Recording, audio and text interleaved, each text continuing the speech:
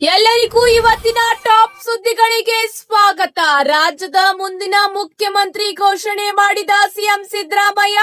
ಇದರ ಜೊತೆಗೆ ಬಿಪಿಎಲ್ ಪಡಿತರ ಚೀಟಿದಾರರಿಗೆ ಹೊಸ ಅಪ್ಡೇಟ್. ಗೃಹಲಕ್ಷ್ಮಿ ಯೋಜನೆಯ ಅಡಿಯಲ್ಲಿ ಹೊಸ ಪಟ್ಟಿಗೆ ಹೊಸ ನಿಯಮ.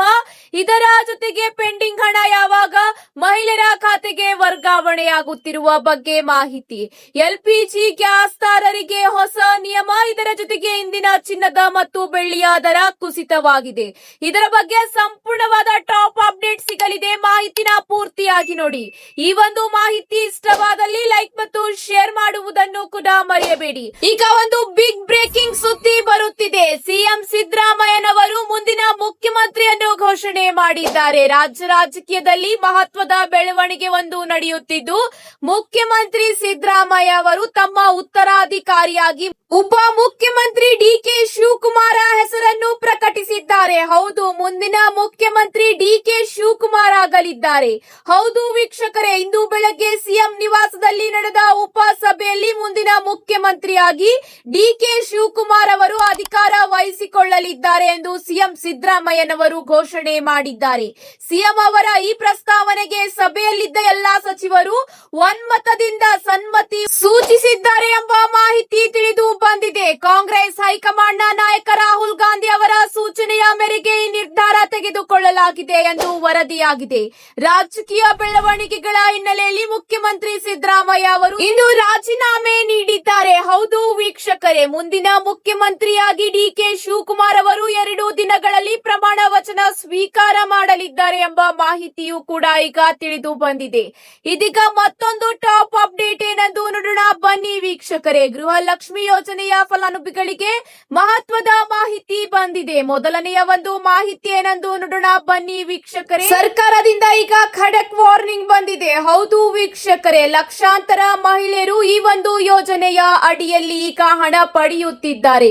ಆದರೆ ಅವರು ತಮ್ಮ ಹಳೆಯ ಮೊಬೈಲ್ ಸಂಖ್ಯೆಯನ್ನೇ ಬಳಸುತ್ತಿದ್ದಾರೆ. ಇಂತಹ ಒಂದು ಫಲಾನುಭವಿಗಳಿಗೆ ಈಗ ಖಡಕ್ ವಾರ್ನಿಂಗ್ ನೀಡಲಾಗಿದ್ದು, ತಮ್ಮ ಮೊಬೈಲ್ ಸಂಖ್ಯೆಯನ್ನು ಮರು ನೋಂದಣಿ ಮಾಡಿಕೊಳ್ಳುವುದು ಕಡ್ಡಾಯ ಮಾಡಲಾಗಿದೆ.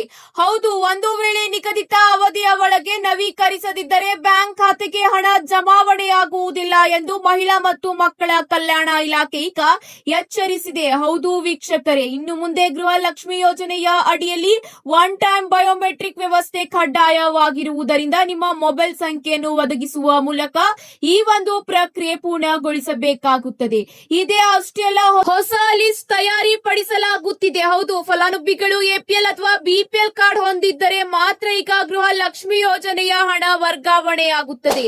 ಆದರೆ ಎಲ್ಲಾ ಫಲಾನುಭವಿಗಳು ಬೆಂಗಳೂರು 1 ಅಥವಾ ಕರ್ನಾಟಕ 1 ಕೇಂದ್ರಗಳಿಗೆ ಖುದ್ದಾಗಿ ಭೇಟಿ ನೀಡಿ ತಮ್ಮ ಒನ್ ಟೈಮ್ ಬಯೋಮೆಟ್ರಿಕ್ ವ್ಯವಸ್ಥೆಗೆ ನೀವು ಈಗ ನೋಂದಣಿ ಮಾಡಿಕೊಂಡರೆ ಮಾತ್ರ ಗೃಹಲಕ್ಷ್ಮಿ ಯೋಜನೆಯ 31ನೇ ಕಂತಿನ ಹಣ ವರ್ಗಾವಣೆಯಾಗಲಿದೆ. ಆಗ ಮಾತ್ರ ಫಲಾನುಭವಿಗಳಿಗೆ ಪೆಂಡಿಂಗ್ ಹಣವು ವರ್ಗಾವಣೆಯಾಗಲಿದೆ ಎಂಬ ಮಾಹಿತಿ ಈಗ ತಿಳಿದು ಬಂದಿದೆ.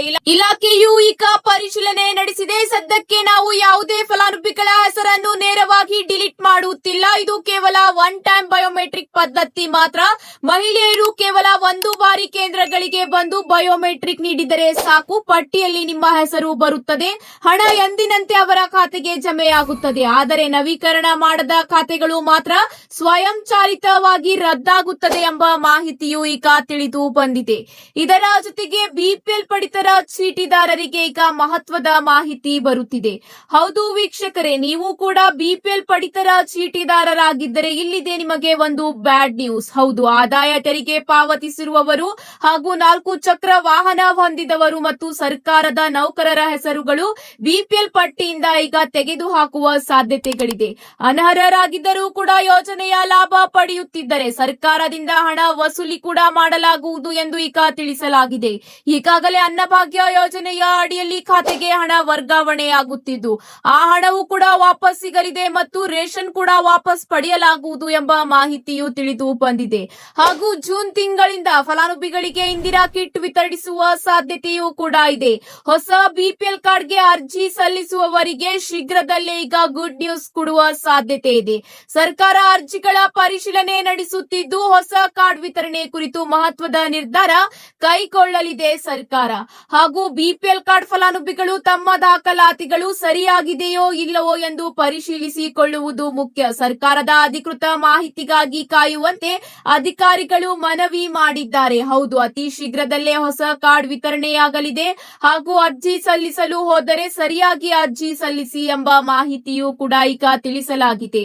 ಅನ್ನಭಾಗ್ಯ, ಗೃಹ ಲಕ್ಷ್ಮಿ ಯೋಜನೆಯ ಲಾಭ ಪಡೆಯಲು ನೀವು ಅರ್ಹರಾಗಿದ್ದರೆ ಮಾತ್ರ ಮುಂದಿನ ದಿನಗಳಲ್ಲಿ ಯೋಜನೆಗಳ ಲಾಭ ಸಿಗಲಿದೆ ಎಂಬ ಮಾಹಿತಿಯೂ ಈಗ ತಿಳಿಸಲಾಗಿದೆ.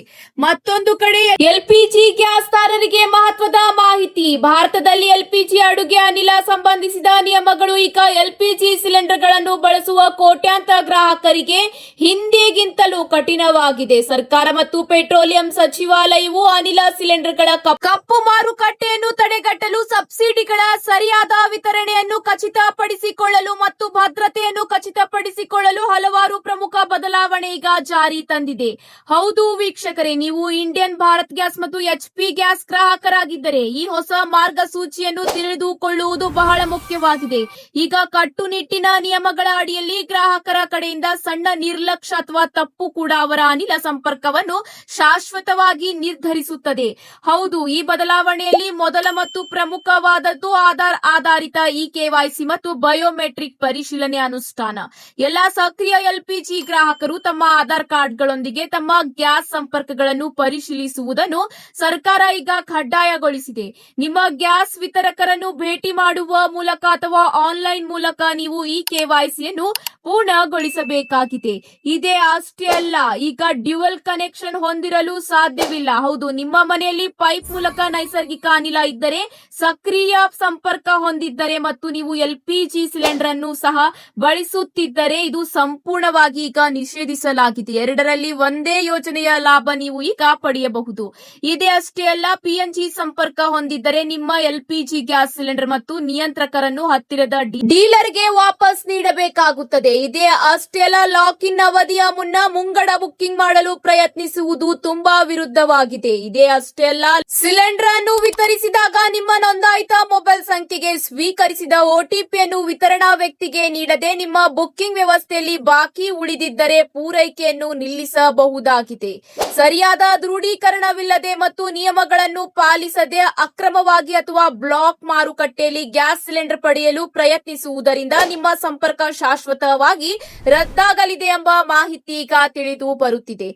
ಇದೀಗ ಮತ್ತೊಂದು ಮಹತ್ವದ ಮಾಹಿತಿ ಬಂದಿದೆ. ಹೌದು ವೀಕ್ಷಕರೇ, ಚಿನ್ನ ಮತ್ತು ಬೆಳ್ಳಿ ದರದಲ್ಲಿ ಇಂದು ಇಳಿಕೆ ಕಂಡು ಬಂದಿದೆ. ಹೌದು, ಒಂದೇ ದಿನದಲ್ಲಿ ಹೆಚ್ಚಿನ ಇಳಿಕೆ ಇಂದು ಕಂಡು ಬಂದಿದೆ. ಚಿನ್ನ ಹಾಗೂ ಬೆಳ್ಳಿ ಖರೀದಿಸುವ ಆಭರಣ ಪ್ರಿಯರಿಗೆ ಇದು ಗುಡ್ ನ್ಯೂಸ್ ಎಂದೇ ಆಗಿದೆ.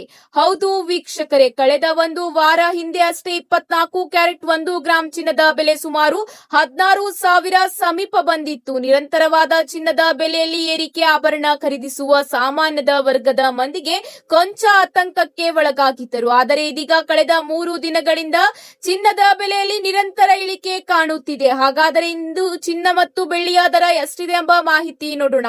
24 ಕ್ಯಾರೆಟ್ 10 ಗ್ರಾಂ ಚಿನ್ನದ ಬೆಲೆಯಲ್ಲಿ ಇಂದು ಬರೋಬ್ಬರಿ 2,230 ರೂಪಾಯಿ ಇಳಿಕೆಯಾಗಿದೆ. ಹಾಗಾದರೆ ಇಂದು 1 ಗ್ರಾಂ 24 ಕ್ಯಾರೆಟ್ ಚಿನ್ನದ ಬೆಲೆ 15,606 ರೂಪಾಯಿಗೆ ಇಳಿಕೆ ಕಂಡು ಬಂದಿದೆ. ಹೌದು ವೀಕ್ಷಕರೇ, ಇದೇ ಅಷ್ಟೇ ಅಲ್ಲ, 22 ಕ್ಯಾರೆಟ್ ಚಿನ್ನದ ಬೆಲೆಯಲ್ಲಿ ಭಾರಿ ಇಳಿಕೆ ಕಂಡು ಬಂದಿದ್ದು ಈಗ 1 ಗ್ರಾಂಗೆ 14,305 ರೂಪಾಯಿ ಆಗಿದೆ.